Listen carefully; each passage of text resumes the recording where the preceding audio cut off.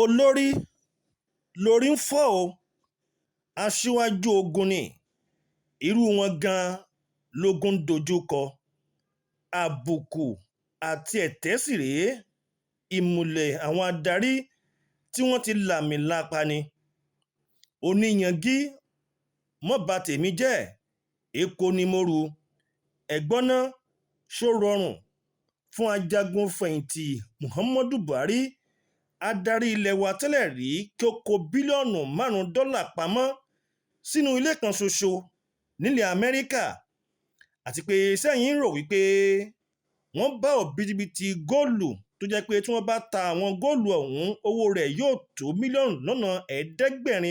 million $700 million nílé ajagun fẹ̀yìntì Muhammadu Buhari tó wà nílùú New York City nílẹ̀ Amẹ́ríkà ṣé adarí ilé wa tẹ́lẹ̀ rí ọ̀hún ó lè ní irúfẹ́ owó bàǹtàbàǹtà bẹ́ẹ̀ nínú ilé kan àbí báwo bí ààrẹ Muhammadu Buhari nígbà kan rí ọ̀hún ṣó tiẹ̀ nílé nílẹ̀ Amẹ́ríkà níbi táwọn bí ilẹ̀ Nàìjíríà tó jẹ́ pé ibẹ̀ ni wọ́n pọ̀ sí jùlọ ìròyìn yìí irọ́ ni àbó òótọ́ kí ló dé táwọn ìwé ìròyìn olójoojúmọ́ ilẹ̀ òkèrè tí wọn ò gbé tí wọn ò sì kọ nípa rẹ̀ ìròyìn tó ń já rìnrìn nílẹ̀ láwọn ojú òpó ìtàkùn orí ẹ̀rọ ayélujára àti ti abánidọ́rẹ̀ẹ́ wọ̀nyí irọ́ ni àbó òótọ́ èké ni àbí gèǹjẹ àbí awúrúju ni ààrẹ Muhammadu Buhari ní òun ò nílé ju ilé 3 péré lọ ọ̀kan nílùú Dàrá tí ṣèlú abínibí òun 2 nílùú Kaduna bó wà ní ajagun fẹ̀yìntì Muhammadu Buhari ṣe wá di ẹni tó nílé nílùú New York City nílẹ̀ Amẹ́ríkà ẹ mọ́ gbàgbé o ìròyìn ọ̀hún ó gbé wípé ń ṣe ni ààrẹ Donald Trump pàláṣẹ wípé kí iléeṣẹ́ ọ̀tẹlẹ̀múyẹ́ ilẹ̀ Amẹ́ríkà kí wọ́n bẹ̀rẹ̀ sí ní máa ṣe àyẹ̀wò sí gbogbo ilé àwọn olóṣèlú tí wọ́n nílẹ̀ Amẹ́ríkà nígbà tó sì tún fojú hàn pé ṣáájú ni ààrẹ Donald Trump ìyún ààrẹ kò gbèrègbè ní tí ní alájẹbánu ló pọ̀ jù nínú àwọn èèyàn wa nílẹ̀ Nàìjíríà ẹ̀gbọ́n náà Donald Trump sórí sọ ni àbí kò rí sọ ta ni ká bú ta ni ká yìn ẹ̀kúnrẹ́rẹ́ àwọn ìròyìn wọ̀nyí kí ló fa ìgbésẹ̀ yìí ṣé lóòótọ́ ni àbí irọ́ à ń padà bọ̀ láìpẹ́ o láti wá fún yín ní ọ̀rẹ́kíniwí ìròyìn náà. Yorùbá Gidi TV. àwọn àgbà bọ̀ wọ́n ní purọ́ níyì ẹ̀tẹ́ àti àbùkù ní mú lọ́wọ́ àbẹ́ ti gbàgbé ni wípé ọdẹ afífìlà pa erin ọjọ́ kan ní níyì mọ̀ ìbàjẹ́ ọjọ́ kan sì rèé àwọn àgbà bọ̀ wọ́n ní kì í tàn lógún ọdún nídìí wípé ìròyìn burúkú ó yára tàn ju ìròyìn rere lọ ẹ má sì tún gbàgbé wípé olóríire ẹ̀dá ẹni tó ti làmìlapa ní ẹ̀tẹ́ àti àbùkù kúndùn láti máa bá ṣọ̀rẹ́ àbùkù àti ẹ̀tẹ́ kì í bọ́ lórí burúkú èèyàn ṣọ̀rẹ́ nídìí wípé ìṣubú kò sí fún ẹni tó dùbúlẹ̀ ẹni tó wà lórí ẹṣin ni kó yá ṣọ́ra o ọ̀rọ̀ fífi ẹ̀yìn kan òbítíbitì owó àwọn aráàlú àti ti ìjọba jáde kúrò nílẹ̀ Nàìjíríà tàbí rí òkè òkun tàbí ṣe owó ìjọba ní kùmọ̀kùmọ̀ kò yàtọ̀ sí kọ̀lọ̀kọ̀lọ̀ tó pa adìẹ òkú ọ̀run torí pé bó pẹ́ bóyá kọ̀lọ̀kọ̀lọ̀ àtàládìẹ àwọn méjèèjì wọn ó padà fojú kanra wọn lálàdí ọ̀run ni èyí tó dájú ni ẹni tó sọnù ó ṣeé ṣe kó pàdé ẹni tó ń wá tó bá dọjọ́ iwájú léyìí tó túmọ̀ sí wípé àṣepamọ́ ló wà kò sí àṣegbé nílé ayé tá a wà yìí ká má tí ì sọ tòde ọ̀run ni àwọn adarí nílẹ̀ Nàìjíríà ó sì ṣe pàtàkì kí wọ́n mọ̀ rántí wípé eégún wọn tó rorò lásìkò tó máa wà lórí àlééfà ọjọ́ kan ń bọ̀ tó jẹ́ pé agbára yóò bọ́ ní ọwọ́ wọn tí eégún wọn yóò sì yí padà bìrí tí ó sì di ènìyàn kódà kí wọ́n láyà kí wọ́n ṣèkà ju Baṣọ̀run Gáà lọ kí wọ́n ní agbára bíi Tẹfúnṣetán Aníwúrà Ìyálóde Ìbàdàn. Ọjọ́ kan ń bọ̀ tó jẹ́ pé agbára yóò ṣí kúrò lọ́dọ̀ wọn, tí gbogbo ohun tí wọ́n dọwọ́ bò ní kọ̀kọ̀ tàbí ṣe lábẹ́ òrùlé pẹ̀lú àṣírí kedere ni yóò hàn lójú ọmọ aráyé, àti pé orí òrùlé lọmọ aráyé yóò ti kéde rẹ̀, àní ohun tí wọ́n ṣe gan ní pàtó tí ilé fi jóná. Ó lè jẹ́ àtàmọ̀ kó jọ gàté kó jọ gàté, kó fẹsẹ̀ méjèèjì lélẹ̀ gàtégàté, torí pé bírọ́ bá lọ lógún ọdún ni, bó pẹ́ títí ọjọ́ kan ṣoṣo lòtítọ́ yóò débà. Ẹ mọ́ sì gbàgbé o wípé òdodo tàbí òtítọ́ ní gbé orílẹ̀-èdè lékè. Pàtàkì ibẹ̀ ni pé àwọn adarí ilẹ̀ Nàìjíríà wọ́n gbọ́dọ̀ tẹra mọ́ òtítọ́ ní sísọ àti ní ṣíṣe. Wàyí o, fìrìfìrì kan ló ń lọ láwọn ojú òpó ìtàkùn ayélujára àti tàwọn ìtàkùn abánidọ́rẹ̀ẹ́ wípé iléeṣẹ́ ọ̀tẹlẹ̀múyẹ́ ilẹ̀ Amẹ́ríkà lábẹ́ ìdarí ààrẹ kògbérègbè wọn, èyún tó padà wá fún ìgbà kejì ààrẹ Donald Trump, ó pa láṣẹ wípé káwọn ikọ̀ Federal Bureau of Investigation èyún FBI kí wọ́n gbọn ilégbèé àwọn adarí ilẹ̀ Nàìjíríà tẹ́lẹ̀ rí èyún ajagun fẹ̀yìntì Muhammadu Buhari. Ilé ọ̀hún ní ìròyìn tó ń jà rìnrìn nílẹ̀ náà gbé wípé ó wà tàbí kalẹ̀ sílùú New York City nílẹ̀ Amẹ́ríkà, àti wípé lẹ́yìn àyẹ̀wò ní àwọn ikọ̀ FBI ni wọ́n ṣe bẹ́ẹ̀, èyún àwọn ikọ̀ ọ̀tẹlẹ̀múyẹ́ ilẹ̀ Amẹ́ríkà wọ́n ṣe alábàápàdé bílíọ̀nù $5, èyún $5 billion tó jẹ́ cash tó fi mọ́ góòlù olówó iyebíye tí àpapọ̀ owó rẹ̀ tó mílíọ̀nù lọ́nà ẹ̀ẹ́dẹ́gbẹ̀rin dọ́là $700 million, èyún tí wọ́n bá ta àwọn góòlù náà. Wàyí o, àwọn tí wọ́n fi ìròyìn síta tàbí fi sí ojú òpó ìtàkùn ayélujára wọ́n kùnà láti fìdí ẹ̀rí wọn múlẹ̀ wípé lóòótọ́ ní ajagun fẹ̀yìntì Muhammadu Buhari ó ní ilé nílùú New York City nílẹ̀ Amẹ́ríkà. Bẹ́ẹ̀ ni wọn ò sì fi síta àwòrán ilé ọ̀hún àti àwọn nǹkan gan ní pàtó tí wọ́n bá.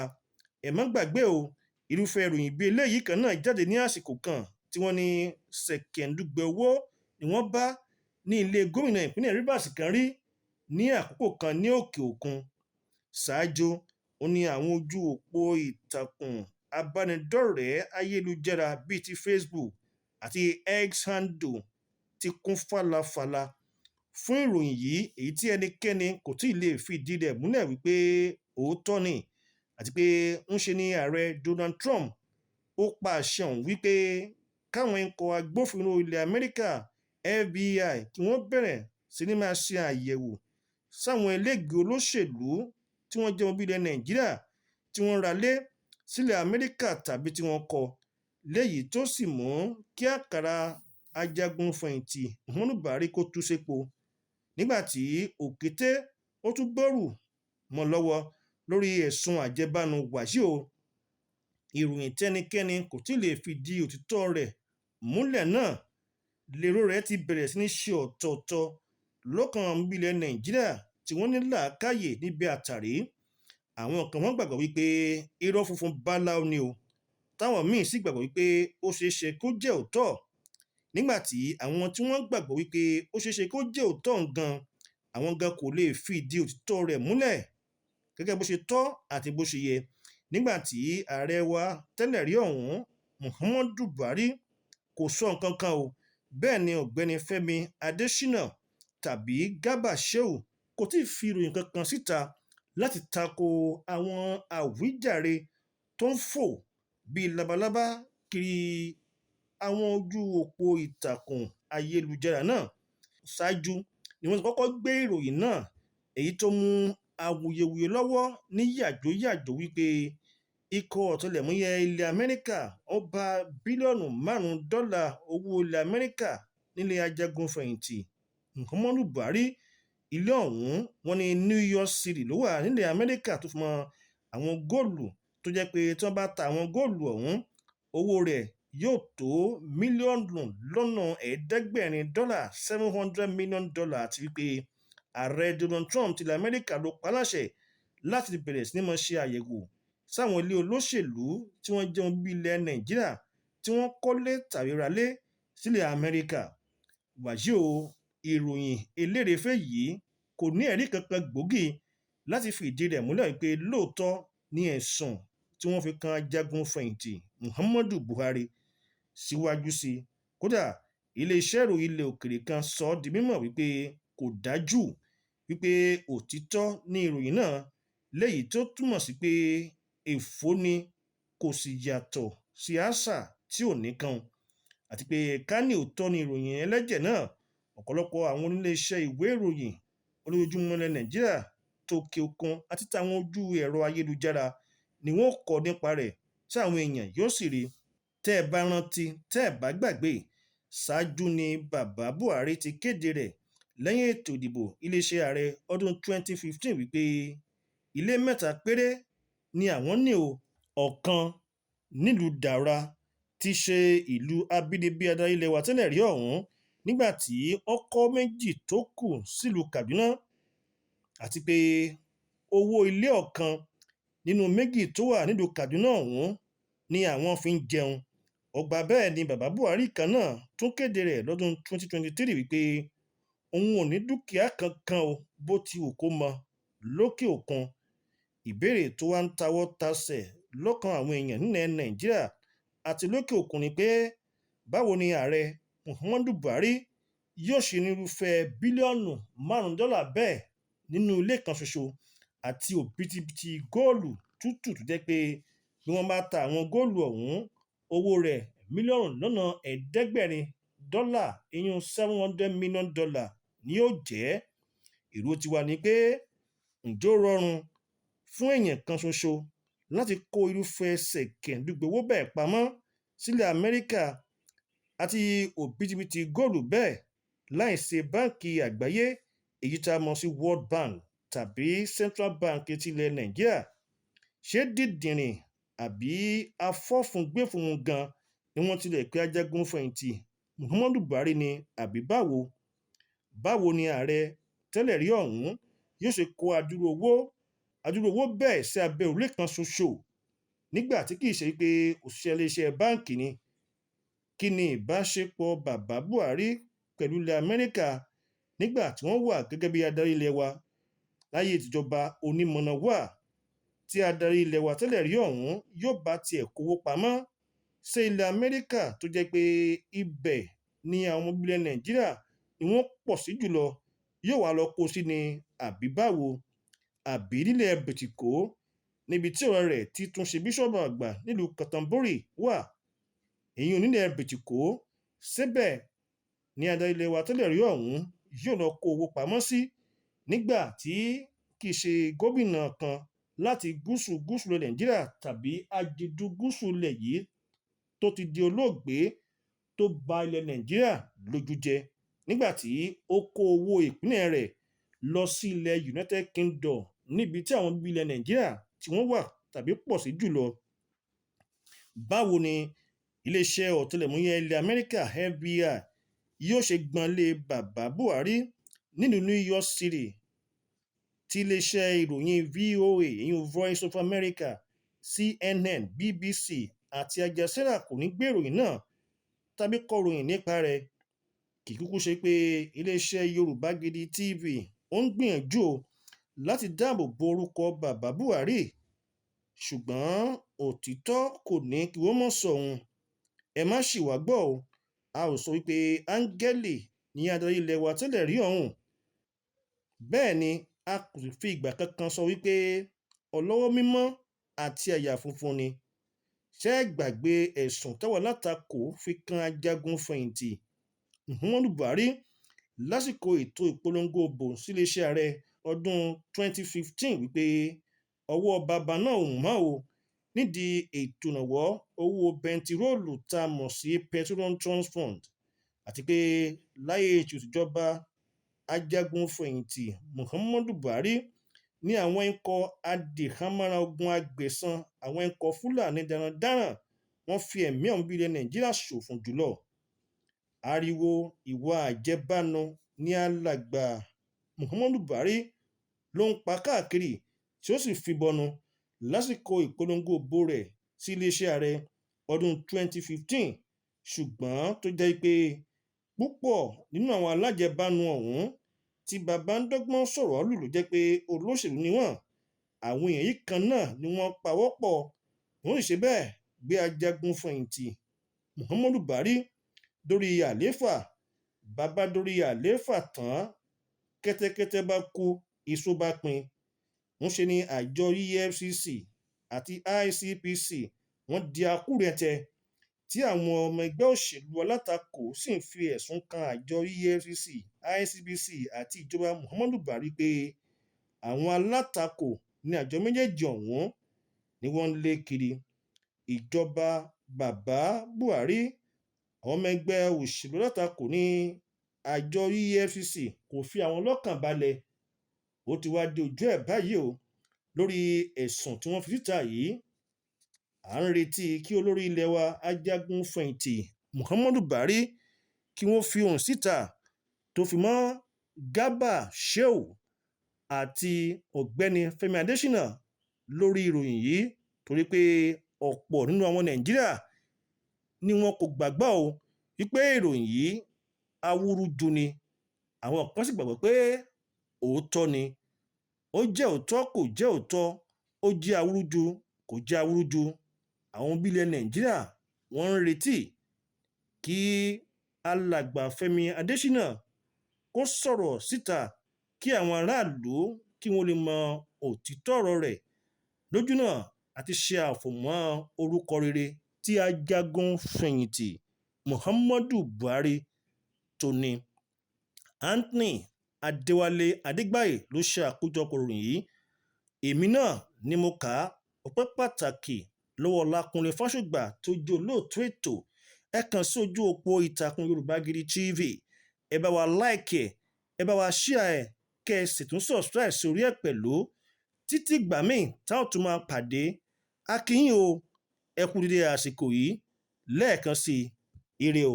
Four Cardinals Goods and Services Limited. Every woman deserves a great kitchen, and Four Cardinals Global Goods and Services Limited has got you covered with a wide range of top quality kitchen utensils. Àwọn obìnrin àsìkò tó great tá à ń fojúsọ́nà fún Four Cardinals Global Goods and Services Limited. Ilé ìtajà tuntun tó ń ta aṣọ, tàbáàgì obìnrin, aago àtàwọn ẹ̀ṣọ́ ara tó gbayì pẹ̀lú àwọn nǹkan ọmọdé. Four Cardinals, the gift shop with endless possibilities. The grand opening is this Saturday, 9th November at 1A Ogunusi Road, Aguda, Ogba, Lagos. Ọ̀pọ̀lọpọ̀ àwọn ọjà tẹ̀ ń ọ̀dà láti ilẹ̀ òkèrè lẹ́ máa rírà ní Four Cardinals. Wọ́n ní àwọn signature bags, perfumes, dresses, household appliances. Saturday November 9 gangan la máa ṣí. Ẹ wá jàǹfààní àrà ọ̀tun. Oúnjẹ, ohun mímu, raffle àti bẹ́ẹ̀ bẹ́ẹ̀ lọ ló wà nílẹ̀ bíbá. This opening weekend, you are entitled to 20% discount. Follow us on social media at Four Cardinals NG. Call 070-370-88428. 100,000 subscribers. Ẹ ṣeun ni o. Ẹ̀yin family wa lórí YouTube. Ẹ ṣe appreciation. Yeah man. Bí irúgbìn ṣe ń dàgbà, Ọlọ́run ni ẹ jẹ́ á kí. Dádì mi ẹ ṣeun tẹ́yìn ń bomi rin. Ẹ̀yin fáǹsì mi ẹ ṣé o. Yorùbá Gidi ń dàgbà o. Ọlọ́run ni ẹ jẹ́ á kí. Ọgbọ́n rí wa kọ́. Ọlọ́run mà ló ń dùn. Mo dúpẹ́ ṣeun ṣeun o. Brothers sisters ẹ ṣeun. Daddy and mommy ẹ ṣeun. Ẹ̀yin onígbọ̀wọ́ wa, ẹ̀yin lẹ ń bomi rin wá. 100K subscribers, thank you, ẹ ṣeun. Yorùbá Gidi ń dúpẹ́, àwa mọ̀mọ́ more.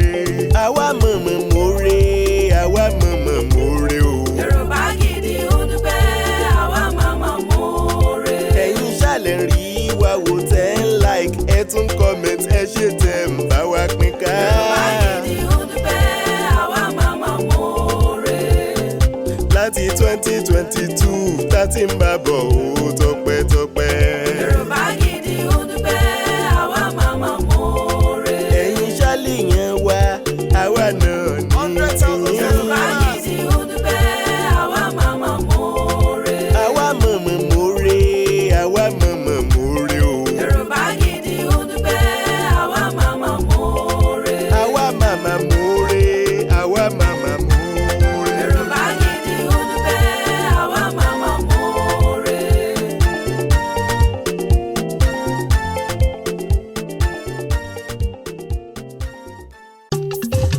igi kan ò lè dágbó ṣe.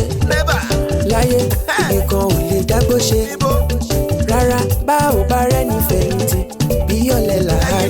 ènìyàn láṣọ tiwa tọ́lọ́run ló fún wa. ènìyàn bó ní lára jaṣọ lọ. Yorùbá Gidi TV ń dúpẹ́. ẹ ṣé gan. Thank you. ẹ ṣé púpọ̀ o. ẹ ṣé gan. gbogbo ọmọ Yorùbá. ẹ mà ṣe ń wá. ẹ ṣé gan. 100,000 subscriber o. ẹ ṣé gan. 100,000 ẹ̀yin lẹ gbé wá débẹ̀. ẹ ṣé gan. ẹ ṣé gan. ẹ̀yin olùfẹ́ wa kárí ayé o. ẹ ṣé gan. ẹ̀yin lẹ gbé wá débẹ̀. ẹ ṣé gan. ibi adé lónìí ẹ̀yin ni. ẹ ṣé gan. ẹ̀yin onígbọ̀wọ́ wa. ẹ ṣé gan. ẹ̀yin supporters àdúpẹ́dúpẹ́. ẹ ṣé gan. gbogbo family ẹ ṣé o. ẹ ṣé gan. ẹ ṣé ẹ̀yin onígbọ̀wọ́ wa. ẹ ṣé gan. Yorùbá Gidi ń dúpẹ́ sẹ́. ẹ ṣé gan. Yorùbá Gidi TV.